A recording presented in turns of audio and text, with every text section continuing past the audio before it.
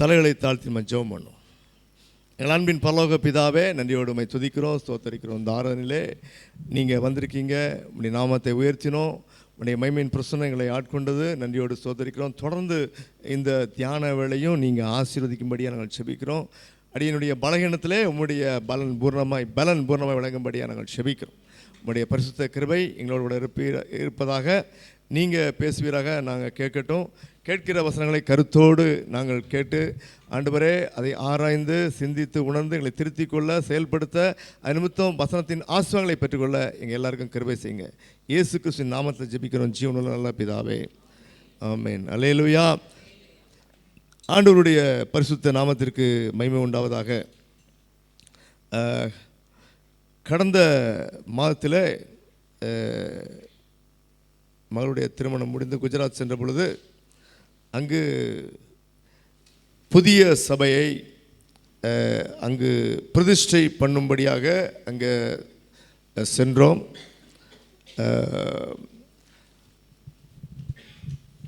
என்னுடைய மகளுடைய கணவர் மாப்பிள்ளையுடைய பாட்டியமாக அந்த சபையை கட்டுவதற்கு எல்லா உதவியும் செய்தார்கள். ஆகவே அது இசிஐ சர்ச் மூலமாக டெடிகேட் பண்ணப்பட்டது. ஆகவே அதற்காக சென்றிருந்தோம்.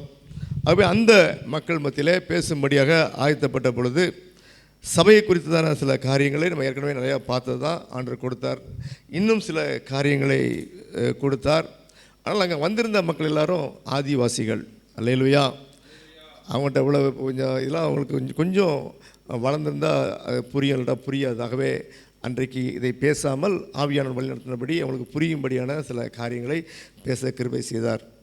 அதுக்கப்புறம் இன்றைக்கி வரைக்கும் எனக்கு என்ன இல்லை, ஒரு வசனத்தை தியானம் பண்ண டைம் இல்லை. அல்லேலூயா. பொதுவாக என் வாழ்க்கையில் சில காரியங்களை பார்க்கும்போது சில தடைப்பட்ட மாதிரி இருக்கும். ஆனால் ஏதோ ஒரு காரியத்துக்காக ஆண்டவர் அங்கே வைத்திருக்கிறார் என்கிற ஒரு காரியம்தான் என்னுடைய அனுபவமாக இருக்குது. ஆகவே இந்த நாளிலே சபையை குறித்து நிறையா நம்ம பார்த்துக்கிறோம்.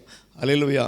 வேதம் சொல்லுகிறது, நீங்கள் தேவனுடைய ஆலயமாக இருக்கிறீர்களே. அல்லேலூயா. ஆகவே நம்ம ஏற்கனவே பார்த்த காரியம்தான். ஆனால் ஆண்டவர் சில காரியங்களை எனக்கு கூட தியானிக்கும் பொழுது கூட சொல்லிக் கொடுத்த காரியத்தை உங்கள் மத்தியிலே நான் பகிர்ந்து கொள்ள ஆசைப்படுகிறேன். அல்லேலூயா. 1 கொரிந்தியர் 3:16-17 நாம் என்ன அங்கே கவனிக்கும் பொழுது, நீங்கள் தேவனுடைய ஆலயமாக இருக்கிறீர்களே. அல்லேலூயா. நாம் தேவனுடைய ஆலயமாக மாற வேண்டும் என்று வேதம் சொல்லுகிறது. அல்லேலூயா. ஒரு இடம் எப்போ ஆலயமாக மாற முடியும்? அல்லேலூயா. சொல்லுங்க. தேவன் இருந்தால் தான் அது தேவனுடைய ஆலயமாக மாற முடியும். அல்லேலூயா. தேவனுடைய ஆலயம் இல்லாத இடம் அது ஆலயம் கிடையாது, ஒரு கட்டடமாக தான் இருக்கும். அல்லது ஒரு மனுஷன்ட்ட எப்போ தேவனுடைய ஆவியானவர் வாசம் பண்ணுறாரோ அப்போதான் அவள் இங்கே தேவனுடைய ஆலயமாக மாற முடியும். பிதாவாகிய தேவன் அவர் பரலோகத்தில் இருக்காங்க, இயேசு கிறிஸ்துவுடைய வலதுபுறத்தில் இருக்காங்க. ஆனால் பூமியிலே பரிசுத்த ஆவியானவர் இருக்கிறார். அல்லேலூயா.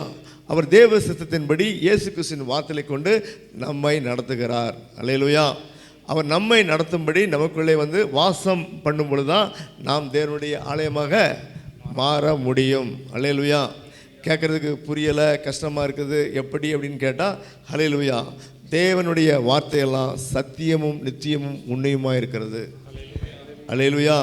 இப்போ இதே போல் வார்த்தைகளை நான் முதல்ல கேட்ட பொழுது எனக்கு புரியலை, அல்லது எனக்கு குழப்பமாக இருந்தது, அது எப்படி சாத்தியமாகும் என்று சொல்லி. அல்லேலூயா. ஆனால் ஆண்டுடைய வார்த்தைக்கு கீழ்ப்படிந்து அந்த அனுபவத்துக்குள்ளாக வரும் பொழுது, அல்லேலூயா, முந்தி நம்ம எப்படி இருந்தோம், இப்பொழுது மனம் திரும்பின பிறகு எப்படி ஆனோம், இப்பொழுது ஆவியானவர் நமக்குள்ளே வாசம் பண்ணும் பொழுது எப்படி அவருடைய வல்லமை நமக்குள்ளே கிரியை செய்தது என்பதை உணர்ந்த பொழுது, அல்லேலூயா, ஒவ்வொரு மனுஷருக்குள்ளும் இந்த வேதவசனம் சொல்கிறபடி பரிசுத்த ஆவியானவர் வாழும் பொழுது அவள் எல்லாரும் தேவனுடைய ஆலயமாய் மாற முடியும். அல்லேலூயா. அப்போது தேவனுடைய ஆலயமாய் நம்ம மாறும் பொழுது நமக்குள்ள ஆவியானவர் வாசம் செய்து அவருடைய சித்தத்தை அவருடைய ஊழியத்தை நம்மளுமாய் செய்யும்படிக்கு ஆவியானவர் நம்மை வணைகிறார், அதற்கான பலன் கொடுக்கிறார். அல்லேலூயா. அப்போ சில காரியங்களை நம்ம பார்த்து குறுகிய நேரம் தான் இருக்குது, கடந்து செல்வோம். ஆண்டு சம்பளம் தொடர்ந்து கண்ணி போட எனக்கு தெரில. அல்லேலூயா. ஆகவே பிரியமானவர்களே, அப்போஸ்தலர் 2ஆம் அதிகாரம் 5ஆம் வசனத்தில் அங்கு பழைய ஏற்பாட்டு காலத்தில் இஸ்ரவேல் மக்களுக்கு மாத்திரம் தன்னை வெளிப்படுத்தின நம்முடைய ஆண்டவர். அது ஏன் அப்படின்னா, ஆபிரகாமுக்கு வாக்கு கொடுத்தார். உலக ஜனங்கள் மெய் தெய்வத்தை அறியவில்லை, புரியவில்லை. ஆனால் ஆபிரகாம் தான் செய்து விற்ற சிலைகளை எல்லாம் இது என் கையால் செய்யப்பட்டது, இவைகள் உண்மையான தெய்வங்கள் இல்லை என்று விசுவாசித்த பொழுது, அங்கே தேவன் தன்னை வெளிப்படுத்தின பொழுது அவன் அந்த ஆண்டவரை தேவனை விசுவாசித்தான், நம்பினான். அல்லேலூயா. அவர் என்ன சொன்னாலும் செய்ய தயாராக இருந்தான். Very simple. விசுவாசினா என்ன அர்த்தம்? அவர் என்ன சொன்னாலும் அப்படியே சேர்க்க தன்னை ஒப்பு கொடுத்தான். அல்லேலூயா. அதனால தான் அவன் பேர் விசுவாசிகளின் தகப்பன். ஹல்லேலூயா. நாமும் அப்படி மாற வேண்டும். அப்போ அப்படி இருக்கிற நாட்களில் ஏற்ற வழியிலே உலக ஜனங்கள் எல்லாரும் மெய் தெய்வத்தை அறியும்படி இயேசு கிறிஸ்து இந்த உலகத்தில் வந்து தன்னை பிதாவாகிய தேவனை வெளிப்படுத்தினார். அல்லேலூயா.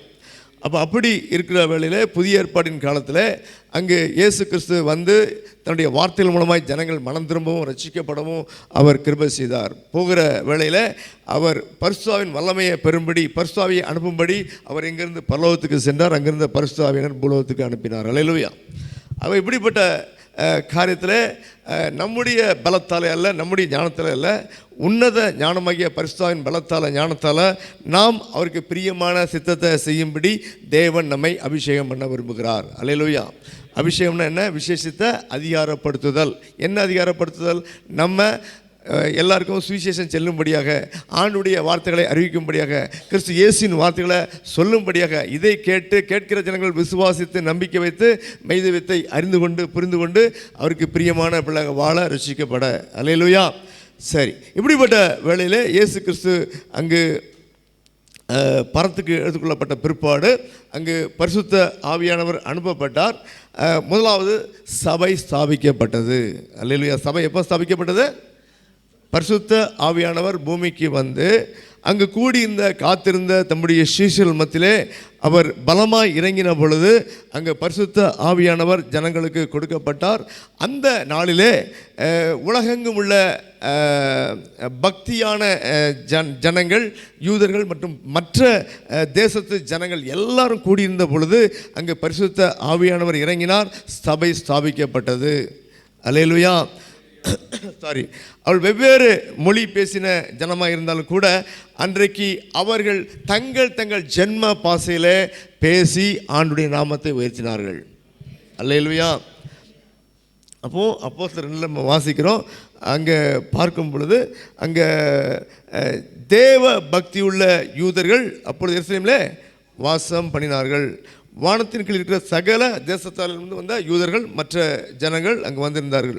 இப்படிப்பட்ட வேளையிலே அவர்கள் ஆவியானவர் பலமாய் இறங்கினபடினாலே அந்த சத்தம் உண்டான பொழுது திரளான ஜனங்கள் கூடி வந்து தங்கள் பாஷையிலே, ஜென்ம பாஷையிலே அவர்கள் பேசுகிறதை அவர்கள் கேட்டபடினாலே கலக்கம் அடைந்தார்கள். அல்லேலூயா. அப்பொழுது பேதுரு எழும்பி சொன்னார், இது நீங்கள் குடியிலையோ வெறியிலையோ பேசலை, இது பரிசுத்த ஆவியானவர் வாக்குத்தத்தம் பண்ணபடியே. அல்லேலூயா. அப்போ உலக ஜனங்களுக்கு, இஸ்ரவேல் ஜனங்களுக்கு உன்னத வல்லமையை அருளி செய்வேன் என்று சொல்லி யோவேல் தீர்க்கதரிசியில் உரைக்கப்பட்டபடியே அங்கு என்ன வாக்குத்தத்தம்? கடைசி நாட்களில் நான் மாம்சமான யார் மேலும் ஆவியை ஊற்றுவேன், அப்பொழுது உங்கள் குமாரரும் உங்கள் குமாரத்திகளும் தீர்க்க தரிசனம் சொல்வார்கள். தீர்க்க தரிசனமாகி ஆண்டுடைய வார்த்தையை சொல்லுவார்கள். உங்கள் வாலிபர்கள் தரிசனங்களை அடைவார்கள்.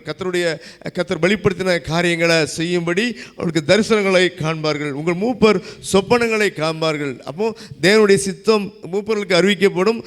அவர்கள் உங்களுடைய மூப்பரெல்லாம் ஆண்டுடைய வார்த்தையை தரிசனமாக காண்பார்கள். அது மாத்திரமல்ல, ஆண்டுடைய ஊழியக்காரி மேலும் என் ஆவியை ஊற்றுவேன். அல்லேலூயா. அப்பொழுது அவர்கள் தீர்க்க தரிசனம் சொல்லுவார்கள். தீர்க்க தரிசனம் என்ன? தீர்க்கமான ஆண்டுடைய வார்த்தை. அல்லேலூயா. தீர்க்க தரிசனம் என்னது? அல்லேலூயா. அதே போல் அது எப்படி இருக்கும்? அதில் உங்களை பக்தி அடைய செய்யும், புத்தி தெளிவு உண்டாகும், ஆறுதலான வார்த்தைகள் உண்டாகும். அல்லேலூயா. அப்போ தீர்க்க தரிசனம்னா இந்த 3 காரியம் இருக்கணும். அல்லேலூயா. 2 கொரிந்தியர் 13 நம்ம இதை பார்க்க முடியும். அல்லேலூயா. ஒரு தீர்க்க தரிசனம்னா என்ன இருக்கணும்? அதில் பக்தி விருத்தி அடைய செய்யணும், நம்ம புத்தி அடைய செய்யணும், ஒரு தவறை உணர்ந்து திருத்திக் கொள்கிற ஒரு காரியம் இருக்கும், நமக்கு ஒரு ஆறுதல் உண்டாகும். அல்லேலூயா. சரி, இப்படிப்பட்ட வார்த்தைகளை பேசுகிற ஜனங்களாக சாதாரண ஜனங்கள் மாற்றப்படுவார்கள். அல்லேலூயா. சரி, அப்போ இப்படி இருக்கிற நாட்களிலே சபை ஸ்தாபிக்கப்பட்டது. வெவ்வேறு பாஷை பேசினாலும் கிறிஸ்து இயேசுக்குள் பரிசுத்த ஆவியினால ஒன்று கூட்டப்பட்டு ஒரே சபையாய் மாறினார்கள். அல்லேலூயா. இங்கே இந்தியாவிலேருந்து வந்திருக்கோம், இலங்கையிலேருந்து வந்திருக்கோம், தமிழ் மொழி பேசுகிறோம். ஆனால் நம்ம எல்லாரும் ஒரே கிறிஸ்து இயேசுக்குள் ஒரே ஜனமாக இருக்கிறோம், அப்படி சொந்த ஜனமாக இருக்கிறோம். அல்லேலூயா. பிரியமானவர்களே, இப்படி சபை ஸ்தாபிக்கப்பட்டது. அப்போ சபைன்னு என்னென்னு பார்க்கும்போது வேதத்தின்படி அது விசுவாசிகளின் கூடுகை என்று பார்க்குறோம். யாருடைய கூடுகை? விசுவாசிகளின் கூட. விசுவாசம்னா என்னென்னு அடுத்த கேள்வி வருது. நம்ம பார்க்கும் பொழுது அங்கே விசுவாசமானது ஹல்லேலூயா நம்பப்படுவதில் உறுதி என்றும் காணப்படாததில் நிச்சயம் என்றும் சொல்லப்பட்டிருக்கிறது. ஹல்லேலூயா. எபிரேயர் 11:1 வாசிப்போம். விசுவாசமானது நம்பப்படுகிறவர்களின் உறுதியும். சரி, ஒரு நிமிஷம். விசுவாசம்னா என்ன? இந்த பைபிளை வாசிக்கும், அதை நம்புகிற ஒரு காரியம் விசுவாசம். நம்ம பார்க்கல, ஆனாலும் கூட இது தேவனுடைய வார்த்தை என்று நம்புகிற அதற்கு பேர் தான் விசுவாசம். அல்லேலூயா. அப்போ இப்படி விசுவாசிக்கிறவன் பாக்கியவான் என்று நம்முடைய ஆண்டவர் சொன்னாங்க. அல்லேலூயா. அப்போ அது நிச்சயமாக நம்புகிற ஒரு காரியம். அல்லேலூயா, ஸ்தோத்திரம். நம்ம இயேசு கிறிஸ்துவை பார்க்கல, ஆனாலும் இந்த வார்த்தையின்படி நம்ம விசுவாசிக்கிறோம், நம்புகிறோம். அல்லேலூயா. ஏற்ற வழியிலே ஆண்டு நமக்கு தரிசனங்களை தந்து அநேக காரியங்களை தந்து அதை உறுதிப்படுத்துவார். அது ஒரு ஆவிக்குரிய வளர்ச்சி. அல்லேலூயா. அதை விரும்புகிற யாவருக்கும் தேவன் தந்திரங்கள பெரிய காரியமாக இருக்குது. எனக்கு கூட ஆண்டு தரிசனம் தந்தார் கனவுல. அல்லேலூயா. ஆண்டு ஸ்தோத்திரம். அப்படி சொல்ல விரும்பலை, கர்த்தர் நல்லவர். அல்லேலூயா. ஆகவே பிரியமானவர்களே, நம்ம அப்படி பார்க்கும் பொழுது விசுவாசிகள் சபைக்கு கூடி வராங்க. இயேசு கிறிஸ்துவை எப்படியும் நம்புகிறாங்க விசுவாசிகள், நல்லது. ஆனால் தேவனுடைய சித்தம் இதோடு அல்ல. வருகிற விசுவாசிகள் ரட்சிக்கப்படணும், பாவ மன்னிப்பை பெறணும், பாவ மன்னிப்பு நிச்சயத்தை பெறணும். ஹல்லேலூயா. விசுவாசத்தினாலே கிருபையை கொண்டு ரட்சிக்கப்பட்டீர்களே அப்படின்னு எபேசியர் 2:8 வாசிக்கிறோம். அப்போ விசுவாசம் நம்ம இயேசு கிறிஸ்துவை தேவகுமாரனாக, தெய்வத்தின் மகனாக, தேவன் அனுப்புகிற, பிதாவாகிய தேவன் அனுப்புகிற அவருடைய சித்தத்தை உலக ஜனம் ரட்சிக்கப்படும்படியாக அனுப்பப்பட்ட தேவகுமாரன் என்று நாம் விசுவாசிக்கிற அந்த விசுவாசம். அல்லேலூயா. இதனால ஆண்டுடைய கிருபை நம்ம மேலே உண்டாகுது. எனவே தான் விசுவாசி பாக்கியவான். அல்லேலூயா. கூடியிருக்கிற நாம் பாக்கியவான்கள். அல்லேலூயா. ஏன்? நம்ம இயேசு கிறிஸ்துவை விசுவாசிக்கிறோம். ஆனால் இதோட நிப்பாட்டி விடவில்லை, நாம் ரட்சிக்கப்பட வேண்டும். இயேசு கிறிஸ்துவின் வார்த்தைகளை தொடர்ந்து விசுவாசித்து நம்பிக்கை வைத்து அதன்படி நடந்து பாவ மன்னிப்பாகிய ரட்சிப்பை பெற்றுக்கொள்ள வேண்டும். அல்லேலூயா. நான் இயேசு கிறிஸ்து சொன்னபடி நடக்கிறேன், அவர் சொன்னபடி என்னுடைய பாவங்கள் மன்னிக்கப்பட்டது என்று விசுவாசிக்கிற ஒரு விசுவாசம் தான் ரட்சிப்பு. அல்லேலூயா. அந்த விசுவாச நம்பிக்கைக்குள்ளாக நம்ம வர வேண்டும். அல்லேலூயா. அப்போ இப்படிப்பட்ட அனுபவம் இது வரைக்கும் கிடைக்காத தயவுசெய்து அதுக்கு என்ன பண்ணுங்க, முயற்சி செய்யுங்க. அல்லேலூயா. சரி, இப்போது ரட்சிக்கப்படுகிற ஒரு காரியத்தில் ஒரு 10 ஸ்டெப்பு இருக்குது, எல்லாம் எழுதி கொடுத்துருக்கோம், சொல்லியிருக்கோம். என்ன அப்படின்னா, ஒரு மனுஷன் பாவத்தை குறித்து அறிந்து கொள்கிறான். இது தேவனுக்கு பிரியமில்லாதது மாத்திரம் இல்லை, அவர் படைக்காதது, உண்டு பண்ணாததெல்லாம் காரியங்கள் நமக்குள்ளே வருகிற காரியம்தான். அது சிந்தனையில், பேச்சில், செய்கையில் வரும்போது அது எல்லாம் குற்றவாளியாக நம்ம தீக்கிற பாவமாக இருக்கிறதுன்னு நம்ம பார்க்குறோம். அடுத்ததாக இப்படி பாவத்தை அறிஞ்சு திருப்பி 2வது காரியம், நான் பாவி என்று ஒரு மனுஷன் உணர்கிறான்.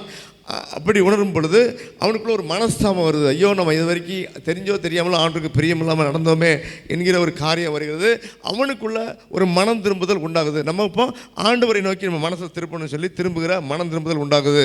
ஆகவே அவன் என்ன பண்ணுறான்? அடுத்தது 5வது காரியமாக தன்னுடைய பாவங்களை அறிக்கை செய்கிறான். ஆண்டவர்கிட்ட போய், ஆண்டவரே, இந்த எண்ணங்கள், இந்த மனசில் இருக்குது, இதை குறித்து நான் பேசியிருக்கிறேன், அல்லது இன்னும் சில இந்த காரியங்கள் நான் செயல்படுத்தியிருக்கிறேன் என்று சொல்லி அங்கு மனம் திரும்புகிற, அறிக்கை செய்கிற ஒரு காரியத்தை நம்ம பார்க்க முடியும். தொடர்ந்து அப்படி அறிக்கை செய்த ஆண்டோட சொன்ன காரியங்களை, இது பாவம், தேவன் விரும்பாத அருவருப்புன்னு சொல்லி விட்டுவிடுகிற காரியத்தை பார்க்குறோம். 7வதாக கிறிஸ்து இயேசு என்னுடைய பாவங்களுக்கான தண்டனையை சிலுவையில் ஏற்றுக்கொண்டார் என்று விசுவாசிக்கிறோம். அல்லேலூயா. அடுத்த ஸ்டெப்பு. அப்போ இப்படிப்பட்ட ஒரு நம்பிக்கை வரும்பொழுது அல்லேலூயா, தொடர்ந்து ஆண்டவர் இயேசு கிறிஸ்து என்னுடைய பாவங்களை சிலுவையில் ஏற்றுக்கொண்டார், அதற்கான பாவத்தின் தண்டனை எனக்கு கிடையாது என்கிற விசுவாசம். ஆகையினால நான் இயேசு கிறிஸ்துவை பின்பற்ற ஒப்பு கொடுக்கிற ஒரு உடன்படிக்கைக்குள்ளே நம்ம வரோம். இதுக்காக அடையாளமாக நம்ம ஞானஸ்நான அடையாள உடன்படிக்கைக்கு நம்ம ஒப்பு கொடுக்குறோம். 9வது இயேசு கிறிஸ்துவை பின்பற்றல நிலைத்து இருக்கிறோம். 10வது அதுக்கப்புறம் நாம் பரிசுத்தமாய் வாழ பரிசுத்தாவின் வல்லமை தேவை என்று சொல்லி விரும்பி நம்ம ஆண்டவருடைய வல்லமையை பெறுவதற்கு நம்ம நாடுகிறோம், வேண்டுகிறோம், கீழ்ப்படுகிறோம். பரிசுத்தாவின் வல்லமை நமக்கு கொடுக்கப்படுகிறது. நம்ம தைரியமாக இயேசு கிறிஸ்துவை இப்போ ரட்சிக்கும்படிக்கு நம்ம அறிவிக்கிறோம். அல்லேலூயா. இது வந்து சுருக்கமான ஒரு காரியம். ஆகவே பிரியமானவர்களே, இப்படிப்பட்ட ஒரு அனுபவத்தோடு கூட விசுவாசிகள் ரட்சிக்கப்படும்படியான ஒரு நிலைமைக்கு வருகிறார்கள். இப்பொழுது விசுவாசிகள் ரட்சிக்கப்பட்ட பரிசுத்தவான்களாக மாறுவதை நம்ம பார்க்குறோம். ரெண்டாவது காரியம். அல்லேலூயா. இப்போது மூன்றாவதாக நம்ம பார்க்கும் பொழுது அங்கு வேதம் சொல்கிறது, நீங்கள் தேவனுடைய ஆலயமாக இருக்கிறீர்களே. 1 கொரிந்தியர் 3:16-17 வாசிக்கலாம். நீங்கள் தேவனுடைய ஆலயமாக இருக்கிறீர்கள் என்றும். ஒரு நிமிஷம். நீங்கள் தேவனுடைய ஆலயமாக இருக்கிறீர்கள். யாருக்கு? பவுல் கொரிந்து சபைக்கு சொன்னார். கொரிந்து சபை மக்களுக்கு அவர் போய் போதித்து நாட்கணக்காக வருஷக்கணக்காக 2 வருஷமாக போதித்து அவருக்கு அந்த ஜனங்களை குறித்து ஒரு நம்பிக்கை உண்டாயிற்று. நான் சொன்னபடியாக இவங்க கேட்குறாங்க, ஆண்டுடைய வார்த்தையை ஏற்றுக்கொண்டாங்க. இவங்க என்ன இப்போ அதனால் ஆவியானவர் அவளுக்குள்ளே ரட்சிக்கப்பட்டாங்க. இப்போ பரிசுத்த ஆவியானவர் இவளுக்குள்ளே வந்து வாழ்கிறார். இயேசு கிறிஸ்துவின் வார்த்தையின்படி அவர் கண்டித்து உணர்த்தி நடத்துகிறார்.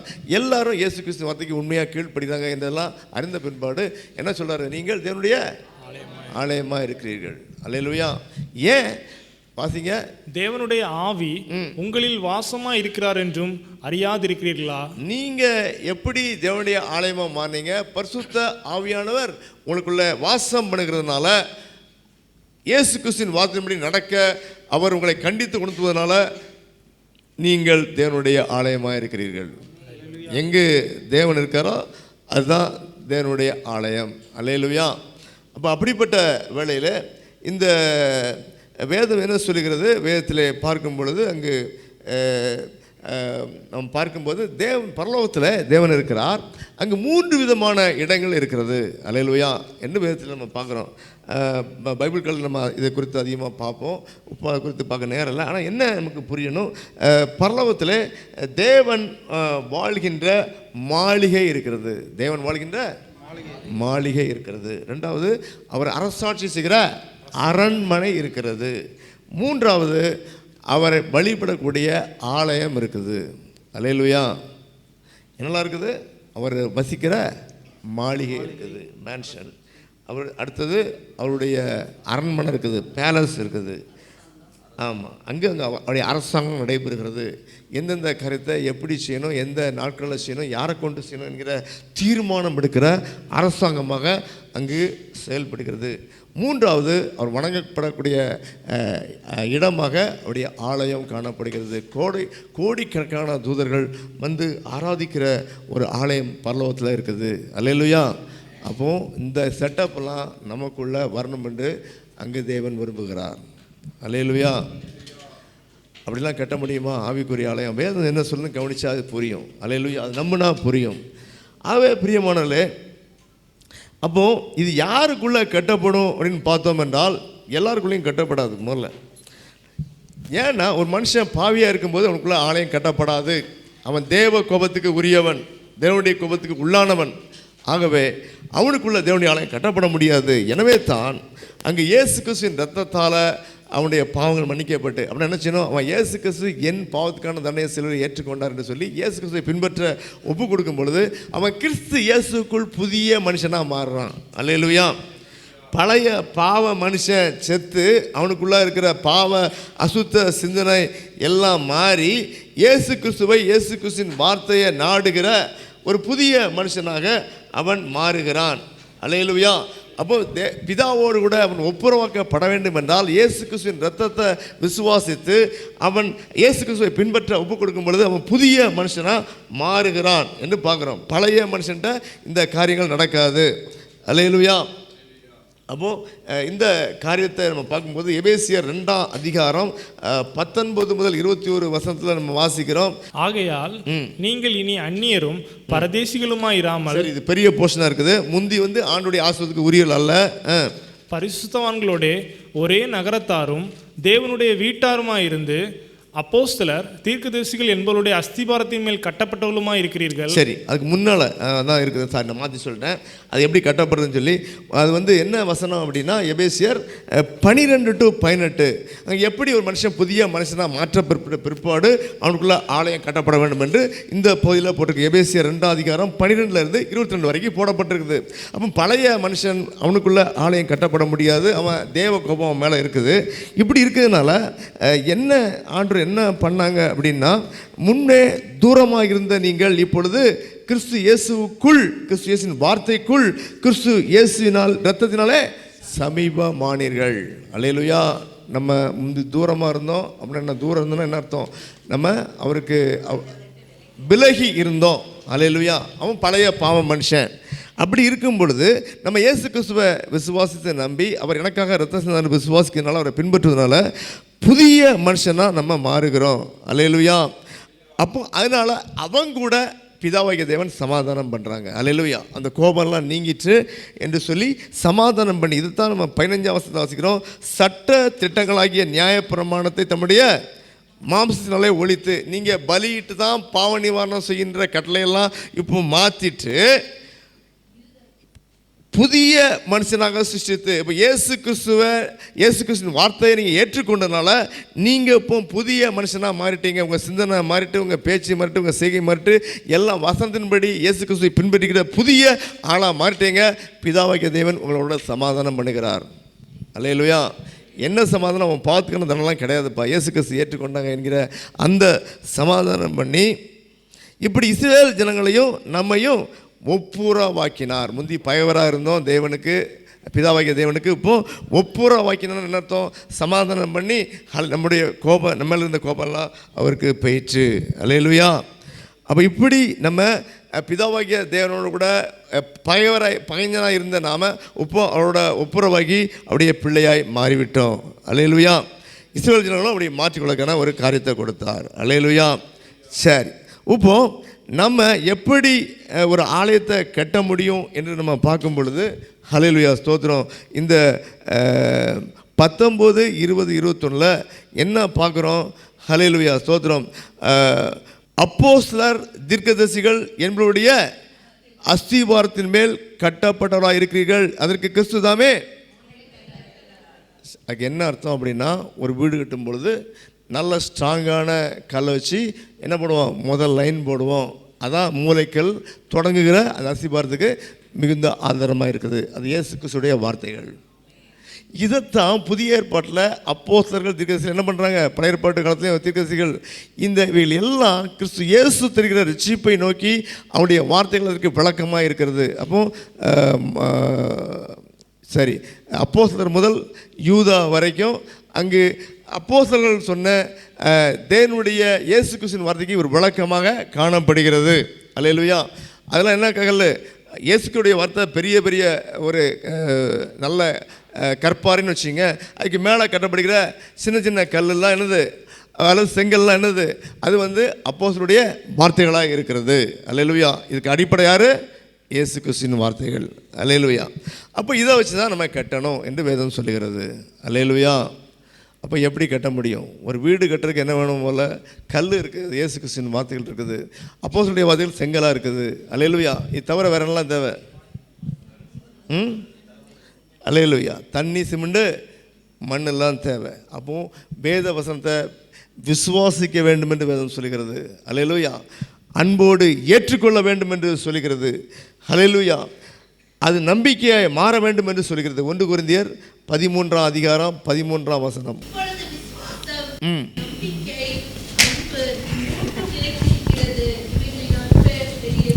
அல்லேலூயா. அப்போ இயேசு கிறிஸ்துவின் வார்த்தைகளை, மற்ற அப்போஸ்தலருடைய வார்த்தைகளை, அல்லேலூயா, நம்ம என்ன செய்யணுமா? முதல்ல விசுவாசிக்க வேண்டும். அல்லேலூயா. எப்படி விசுவாசிக்கும்? இது வானத்தையும் பூமியும் படைத்த தெய்வத்தின் வார்த்தை என்று விசுவாசிக்கிற ஒரு காரியம். அந்த விசுவாசம் திருப்பி எப்படி மாறும்? நம்பிக்கையாக மாறிடும். மானுடைய விசுவாசத்து காரியங்களை பெற்றுக்கொள்ளும் பொழுது நமக்கு அது நம்பிக்கையாக மாறிவிடும். அல்லேலூயா. விசுவாசம் என்ன? காணக்கூடாது நம்ம நம்புகிறோம்.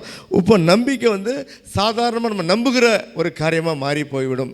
அப்போது நீங்கள் அடிக்கடி சொல்லுவோம், ஒரு பஸ் ஸ்டாப்புக்கு போகிறோம், அங்கே முதல் முறையாக விசாரிக்கிறோம், எங்கே போகணும், இந்த ஸ்டாப்பில் போய் நில்லுங்க, அந்த இத்தனை நம்பர் பஸ் வரும், அல்லேலூயா, நீங்கள் ஏறி போயிடலாம். இது விசுவாசம். நம்ம பஸ்ஸை பார்க்கல, இவங்களாம் தெரியாது. அப்போ ஒரு தடவை போய் அனுபவப்பட்டோம், நமக்கு என்ன தெரியும்? இப்போ அந்த ஸ்டாப்பில் இந்த டைமில் இந்த பஸ்ஸு வரும். இது நமக்கு நம்பிக்கையாக மாறி போச்சு. முந்தி புரியாததாக இருந்தது, இப்போ நம்ம அனுபவிச்சிட்டோம், நமக்கு ஒரு நம்பிக்கையாய் மாறிவிட்டது. அப்போ இயேசு கிறிஸ்துவின் வார்த்தைகளும் நமக்கு நம்பிக்கையாய் மாற வேண்டும். அது எப்போ மாறும்? விசுவாசிக்கிற வார்த்தையில் நிலைத்திருந்ததை அனுபவிக்கும் போது நம்பிக்கையாய் மாறிவிடும். அல்லேலூயா. ஒரு எக்ஸாம்பிள் சொல்லணும் அப்படின்னா, ஒரு சின்ன கதை பார்த்துருவோம். விசுவாசம் என்ன, நம்பிக்கை என்னென்னு. ஒரு கிராமத்தில் மழை பெய்யவில்லை. ஆகவே அந்த ஆலயத்தில் என்ன கூப்பிட்டாங்க? எல்லாரையும் கூப்பிட்டு நம்ம மழைக்காக ஜெபிப்போம் என்று கூப்பிட்டாங்க. அப்போ ஒரே ஒரு சின்ன பையன் மட்டும் என்ன பண்ணான்? அவன் கொடையோடு வந்தான். ஹல்லேலூயா. அது விசுவாசம், மற்றெல்லாம் இல்லாத ஒரு விசுவாசம். ஆனால் ஒரு சின்ன பிள்ளையை ஒரு அப்பா தூக்கி போட்டு பிடிக்கிறார். ஹல்லேலூயா. அந்த பிள்ளை என்ன பண்ணும்? சிரிக்கும். அது அழுமா? ஹல்லேலூயா. இதான் நம்பிக்கை. அதே போல் இயேசு கிறிஸ்துவின் வார்த்தையை அன்போடு ஏற்றுக்கொள்ளணும். எனக்காக ஜீவனை கொடுத்த ஆண்டவர். அல்லேலூயா. அது எனக்கு ஆசீர்வாதமானது என்று அன்போடு கூட ஏற்றுக்கொள்கிற ஒரு காரியம். இதெல்லாம் சேர்த்து ஆண்டுடைய வார்த்தை நமக்குள்ளே வரும்போது நிச்சயமாக அங்கே ஆண்டுடைய ஆலயம் கட்டப்படும். அல்லேலூயா. வசனம் தெரியும், விசுவாசம் இல்லை, நம்பிக்கை இல்லை, அந்த வார்த்தை மேலே அன்பு இல்லை, இயேசு கிறிஸ்து மேலே அன்பு இல்லை, அந்த வார்த்தைகள் உள்ளே வருமா? கேளுங்க, சிந்திங்க, வருமா வராத? அப்போ வசனத்தை கொண்டு நமக்குள்ள ஒரு ஆலயமாக கட்டும் பொழுது, விசுவாசத்தை கொண்டு, நம்பிக்கையை கொண்டு, அன்பை கொண்டு கட்டும் பொழுது, நமக்குள்ளே ஏற்றுக்கொள்ளும் பொழுது அந்த வார்த்தைகள் இசைவாய் இணைக்கப்பட்டு என்று எழுதப்பட்டிருக்குது. எப்படி இசைவாய்? நேரம் இல்லை, வசனம் போகிறதுக்கு அடுத்த வாரம் பார்ப்போம். இசைவாய் இணைக்கப்படுதல். சாந்த பூசி இந்த சாந்த தண்ணி, மண், சிமெண்ட் எல்லாத்தையும் கொண்டு உண்டாக்கி இந்த ஆண்டுடைய வார்த்தைகள் நமக்குள்ளே கட்டப்படுகிறது. அல்லேலூயா. அப்போது கட்டப்படுகிறோம் என்று எழுதப்பட்டிருக்கிறது. அப்போ கட்டப்படுகிற ஒரு அனுபவம் நமக்குள்ளே இருக்குதா? அல்லேலூயா. அப்படின்னா ஆவியான நிச்சயமாகவே நமக்குள்ளே வாசம் பண்ணுவார். அவர் அவருடைய வார்த்தையால், ஞானத்தால் நம்மை நடத்துவார். அல்லேலூயா. அப்போ நமக்குள்ள தேவனுடைய ராஜ்யம் உண்டாகும். அப்படி என்ன அர்த்தம்? ராஜ்யனாலே தேவனுடைய ஆளுகை. அப்போ பரிசுத்த ஆவியானவர் இயேசு கிறிஸ்துவின் வார்த்தைகளை கொண்டு நம்மை ஆளுகை செய்வார். தேவனுடைய ராஜ்யம் நமக்குள் உண்டாகும். இயேசு கிறிஸ்து தன்னை பின்பற்றிய சீஷர்களை பார்த்து சொன்னார், தேவனுடைய ராஜ்யம் உங்களுக்குள் இருக்கிறதே. அல்லேலூயா. தேவனுடைய ராஜ்யம் நமக்குள்ளே வந்தால் வரப்போகிற 1000 மடங்கு ஆட்சியாகிய தேவனுடைய ராஜ்யம் வரும் பொழுது, இயேசு கிறிஸ்துவின் ராஜ்யம் வரும் பொழுது நாமும் அங்கே ஆளுகை செய்வோம். இங்கே தேவனுடைய ராஜ்யத்துக்கு இடம் இல்லாமல் ஆண்டுடைய வருகையில் எடுத்துக்கொள்ளப்படுதலும் ஆடவர அரசாட்சியில் ஆளுகையும் நமக்கு நிச்சயமாக கிடைக்காது. அல்லேலூயா. ஆகவே பிரியமானவர்களே, தேவனுடைய ஆலயமாய் நீங்கள் நானும் இருக்கிறோமா? அல்லேலூயா. இல்லட்டா அதை கட்டுவதற்கு நம்ம ஒப்பு கொடுப்போம். எப்படி? இயேசு கிறிஸ்துவின் வார்த்தைகளை கொண்டு, அப்போஸ்தலருடைய வார்த்தைகளை கொண்டு, சிஷ்யருடைய வார்த்தைகளை கொண்டு, பவுலுடைய வார்த்தைகளை கொண்டு நமக்குள்ள அதை விசுவாசித்து, நம்பிக்கை வைத்து, அன்போடு கூட ஏற்றுக்கொண்டு நமக்குள்ள தேவனுடைய ஆலயம் கட்டப்பட நம்மை ஒப்பு கொடுப்போம். அல்லேலூயா. நமக்குள்ள தேவனுடைய ராஜ்யம் உண்டாகும். தேவன் பரிசுத்த ஆவியானவர் நம்மை ஆளுகை செய்வார். நமக்குள்ளே தேவனுடைய ராஜ்யம் புசிப்பும் குடிப்பும் அல்ல. அல்லேலூயா. அது பரிசுத்த ஆவியினால் உண்டாகக்கூடிய சந்தோஷமும் சமாதானமாக இருக்கிறது. அல்லேலூயா. அப்போ இப்படிப்பட்ட தேவனுடைய ராஜ்யம் ரோமர் நிருபம் 14:17. ரோமர் 14:17. தேவனுடைய ராஜ்யம் புசிப்பும் குடிப்பும் அல்ல, அது நீதியும். இயேசு கிறிஸ்து வாழ்க்கை நீதி வந்துடுது. நீதி வந்ததால் சமாதானம் வந்துடுது. பரிசுத்த ஆவியினால் உண்டாகும் சந்தோஷமாக இருக்கிறது. அல்லேலூயா. எந்த சூழ்நிலையும் நமக்கு சந்தோஷமாக இருக்கக்கூடிய அந்த மனசு வந்துடும். ஏன் அப்படின்னா, என் ஆண்டவர் என் கூட இருக்கார். எனக்காக இதாக இருக்கிற தீமை நன்மையாக மாற்றுவார். அல்லேலூயா. எல்லாரும் தலை தாழ்த்தி ஜெபம் பண்ணுவோம். எல்லாரும் எழுப்பி நிற்போம். அல்லேலூயா. நன்றியோடு துதிக்கிறோம் அப்பா, நன்றியோடு ஸ்தோத்தரிக்கிறோம் தகப்பனே. நாங்கள் எல்லாரும் கூட சாட்சியை பெற வேண்டும் அப்பா. நீங்கள் தேவனுடைய ஆலயமாக இருக்கிறீர்கள் என்று சொல்லி அந்த கிருபை எங்களுக்கு தாங்க ஆண்டவரே. இயேசு கிறிஸ்துவின் வார்த்தையை அப்போ அஸ்திபாரமாக கொண்டு அதுமேல் கட்டப்பட்ட சிறு செங்கலாய் போல உள்ள அப்போஸ்தலருடைய வார்த்தைகள் இவளை எல்லாம் ஆண்டவரே ஒரு மணல் சாந்து சிமெண்டு தண்ணீரை போல இருக்கிற ஹல்லேலூயா விசுவாசம் நம்பிக்கை அன்பை கொண்டு அந்த வசனங்களெல்லாம் நாங்கள் விசுவாசித்து நம்பிக்கை வைத்து அன்போடு கூட ஏற்றுக்கொண்டு அந்த வசனங்களை ஏற்றுக்கொள்ள கொள்ளப்பட அந்த வசனங்கள் உள்ள வர வர நாங்கள் எங்களுக்குள்ளே பரிசுத்த ஆவியானவர் வாசம் செய்யும் ஆலயமாக கட்டப்படுகிற ஒரு காரியத்தை நாங்கள் காணவும் பரிசுத்த ஆவியானவர் வந்து எங்களை வாசம் பண்ணி எங்களை ஆளுகை செய்து தேவனுடைய ராஜ்யங்களுக்குள்ளே வரவும் நாங்கள் எல்லாரும் கூட ஹல்லேலூயா அப்படிப்பட்ட மகிமையை பெற இப்படியாக காண கர்த்தர்களுக்கு கிருபை தரும்படியாக நாங்கள் செபிக்கிறோம். இந்த ஆவிக்குரிய அனுபவத்தை இப்படி நாங்கள் நம்முடைய வார்த்தைகளை ஏற்றுக்கொண்டு நாங்கள் கட்டப்பட பரிசுத்த ஆவியானவர் வந்து எங்களுக்குள்ள இயேசு கிறிஸ்துவின் வார்த்தை கொண்டு நடத்துகிற ஒரு காரியத்தின் அனுபவத்தை நாங்கள் எல்லாரும் பெற்றுக்கொள்ள எங்களை எல்லாருக்கும் நீங்கள் உதவி செய்யும்படியா ஞானம் தரும்படியா புரிய வைக்கும்படியா ஜெபிக்கிறோம் ஆண்டவரே. உம்முடைய வசனத்தை முழு மனதோடு அன்போடு ஏற்றுக்கொள்ளட்டும். இயேசு கிறிஸ்துவின் நாமத்தில் ஜெபிக்கிறோம் ஜீவன் நல்ல பிதாவே, ஆமென். என் ஆத்துமாவே கர்த்தரை ஸ்தோத்திரி, என் முழு உள்ளமேடி பரிசுத்த ஸ்தோத்திரி. என் ஆத்துமாவே கர்த்தரை ஸ்தோத்திரி, கர்த்தர் செய்த சகலங்களை மறவாதே, ஆமென். ஆசீர்வாதம் நம்முடைய பிதாவாகிய தேவனுடைய அன்பும் உடைய குமாரனாகிய இயேசு கிறிஸ்துவின் கிருபையும் பரிசுத்த ஆவியானவரின் அந்யோன்ய ஐக்கியமும் இந்த நாளிலே ஹல்லேலூயா ஸ்தோத்திரம். ஆண்டுடைய வார்த்தையை கேட்டு நான் பரிசுத்த ஆலயமாய் ஒரு வாசம் பண்ணுகிற ஆலயமாய் மாற வேண்டும் என்று விசுவாசித்த ஒப்பு கொடுத்த வாழ்கிற ஒவ்வொரு பிள்ளையோடு கூட நம்ம விட்டு கடன் செய்த அருமையான சொன்ன அசினோடு கூட பிறநாளை கொண்டாடுகிற அருமையான தம்பி ஜோசோடு கூட நம் அனைவரும் கூட இப்பொழுது எப்பொழுதும் சகாலமாக இருப்பதாக. அல்லேலூயா, ஆமென்.